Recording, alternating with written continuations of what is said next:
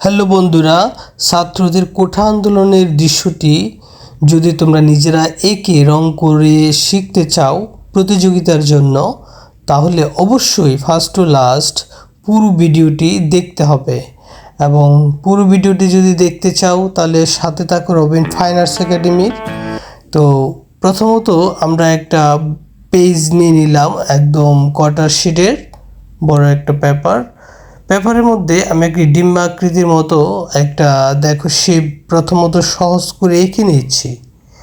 তোমাদের আসলে পুরো ফিগারটাকে ড্রয়িংটাকে তোমাদের লক্ষ্য করতে হবে। দেখো আমি হালকা করে এটাকে মার্ক করে নিচ্ছি কতটুকুর মধ্যে আসলে একটা মানুষকে আমরা আঁকবো। এখানে একটা ফিগারকে ড্র করব, যেটা হচ্ছে ছাত্র দলের মধ্য থেকে যে নেতৃত্ব দিচ্ছে বা ছাত্রদের মধ্যে একজন বিপ্লবী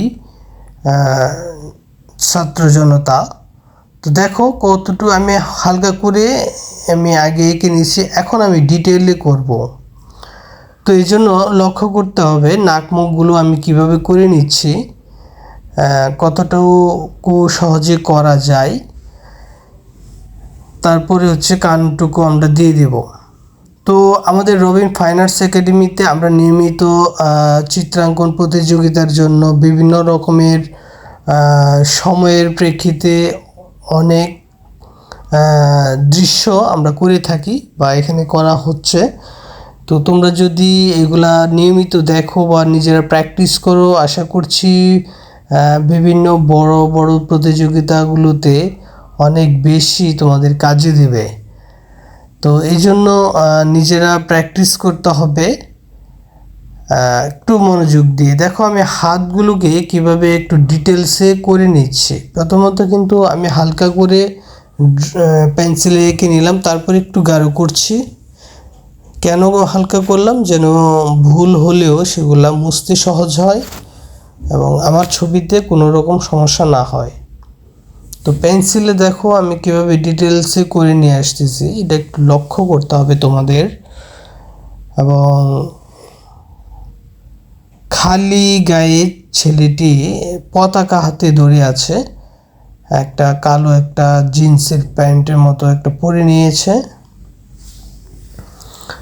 প্যান্টের পকেটগুলো দিয়ে দিচ্ছে পিছনের। তো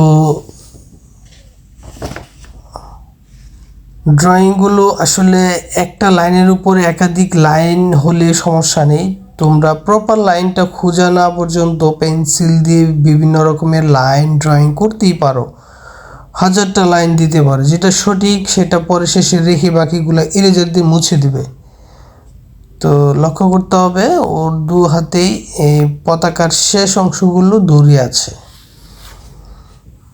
তো জুলাইয়ের বিপ্লবের কথা, 24শে আগস্টের কথা এবং শহীদ আবু সাঈদের কথা, মুগ্ধের মতো কথা, এরকম হাজারো ছাত্র জনতার কথা আমরা শুনেছি এবং আমরা আসলে তাদেরকে স্মরণ করি। এবং তারা যে দৃষ্টান্ত, তারা যে প্রতিবাদ দেখিয়েছে বাংলাদেশের বুকে, সত্যি মানে যেটা ইতিহাস হয়ে থাকবে এবং বাঙালির ইতিহাসে তাদের নামগুলো থেকে যাবে। তো নতুন অধ্যায় তারা বাংলাদেশের প্রেক্ষাপটে যে সৃষ্টি করেছে তাদের এই আন্দোলনকে ঘিরে, তো সেটাকে কেন্দ্র করে আসলে এই দৃশ্যটি, আজকের এই দৃশ্যটি গণ অভ্যুত্থান 2024 ছাত্র জনতার যে মুখ্য আন্দোলন, কোঠা আন্দোলন, বৈষম্য বিরোধী ছাত্র আন্দোলন, তো ছাত্র জনতার আন্দোলন, সেই জায়গাটা নিয়ে আজকের এই ভিডিওটি। তো লক্ষ্য করতে হবে আমি পরের যে তার সামনের যে ফিগারগুলো আছে সেই ফিগারগুলোকে হালকা করে এঁকে নিচ্ছে এবং তাদের হাতেও বিভিন্ন রকমের বোর্ড বা ফেস্টুন আছে যেগুলোতে লেখা থাকে যে এক দফা, এক দাবি। আমাদের দাবি মানতে হবে, হাজারো মানে অনেক রকমের স্লোগান থাকে যেগুলাতে, তো সেগুলো আমরা এঁকে নিচ্ছি। এবং এইখানে ছাত্র জনতা বলতে যায় শুধু ছেলে বা পুরুষ, আসলে না, এখানে মেয়েরাও এই আন্দোলনে অনেকভাবে অংশগ্রহণ করেছে। তো এখানে ছেলে মেয়ে উভয়কে এখানে ড্রয়িং করা হচ্ছে। এখন যেটা করছি সেটা হচ্ছে মেয়ে। তো ওনার মেয়েটির হাতেও আমরা একটা ফেস্টুন দিয়ে দেব। তো এরকম অসংখ্য ভিডিও, মোটামুটি এই ভিডিওটি শেষ হয়ে গেছে। এখন আমরা কালার করব। 36 অয়েল পেস্টেল কালার নিয়েছি।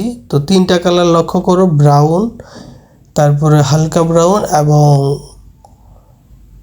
পেল অরেঞ্জ, যেটাকে স্কিন কালার বলে, যা অনেকে যেটা যেভাবে দেখে। তো আমি শুরুতে ব্রাউন কালারটাকে আগে লাইট শেড ধরে কালারটা করছি।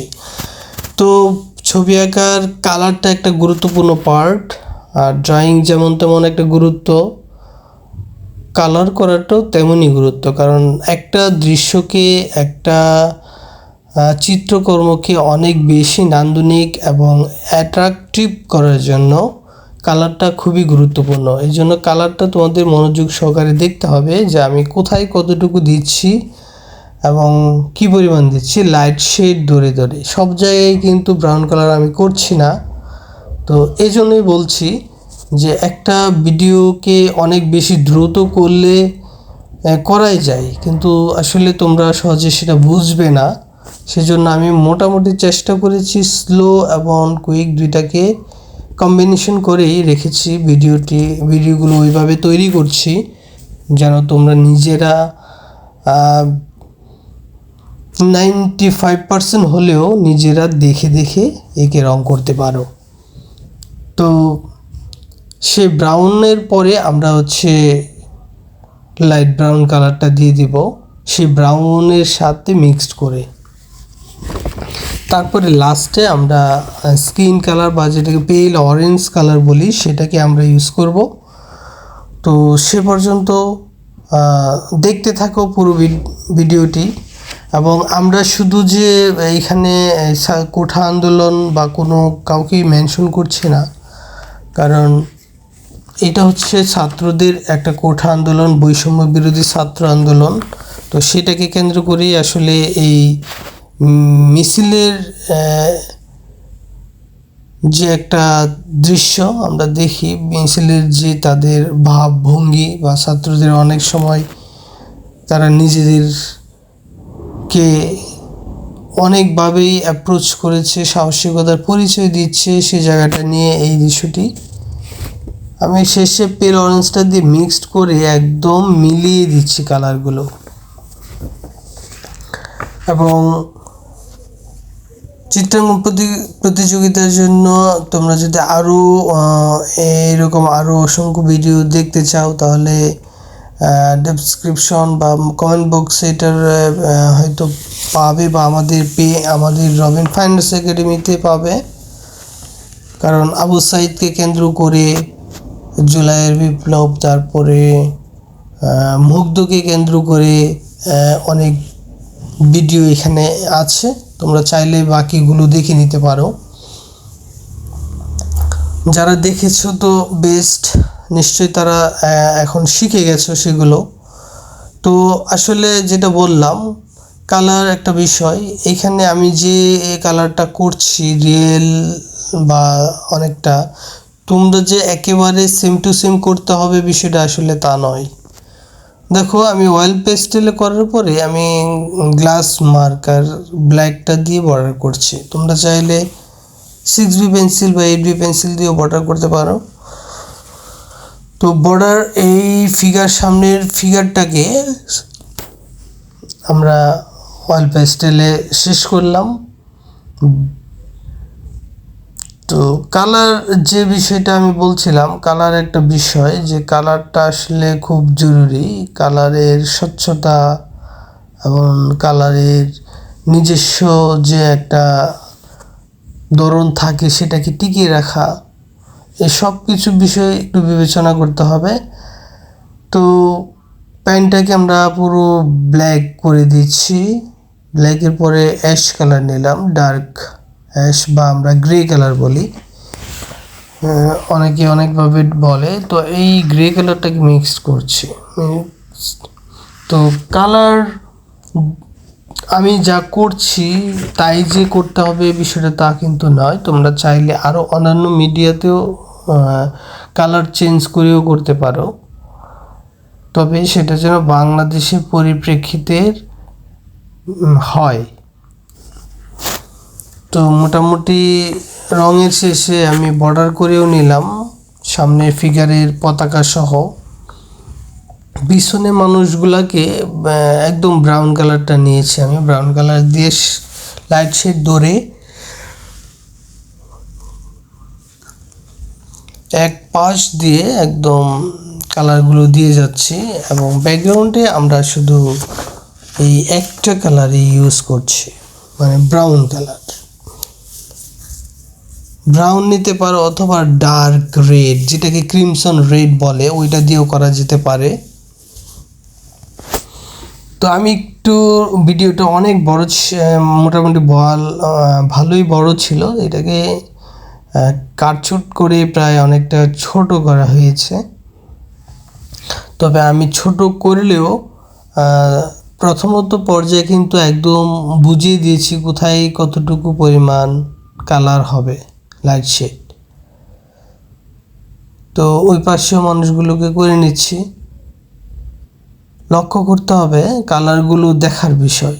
তোমরা যদি নিজেরা যত একদম মনোযোগ সহকারে দেখবে এবং দেখার পরে বাসায় অবশ্যই নিজেরা যেদিন দেখবে ওই দিন ট্রাই করার চেষ্টা করবে। ওই দিন যদি না পারো পরের দিন তো অবশ্যই চেষ্টা করবে, দেখবে তুমি নিজেই দৃশ্য এঁকে রং করতে পেরেছো, নিজেই অবাক হবে।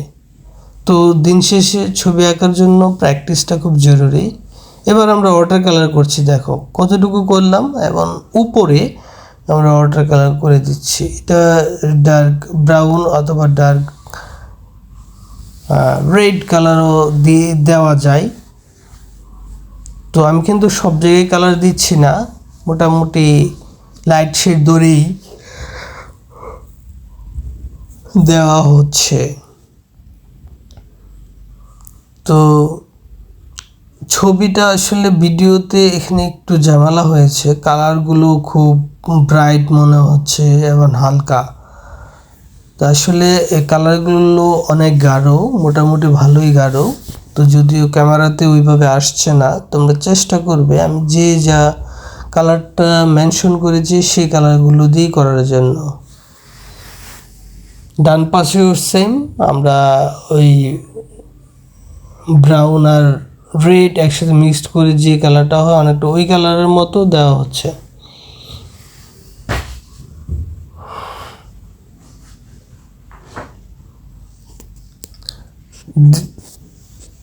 ভিক্টোরি ডে অফ বাংলাদেশ 2024, সেইটাকে কেন্দ্র করে আসলে এই পেইন্টিংটা করা হচ্ছে ছোটদের। ছোট বড় মোটামুটি সবার জন্য এটা। বৃত্তটাকে লাল, আমরা জানি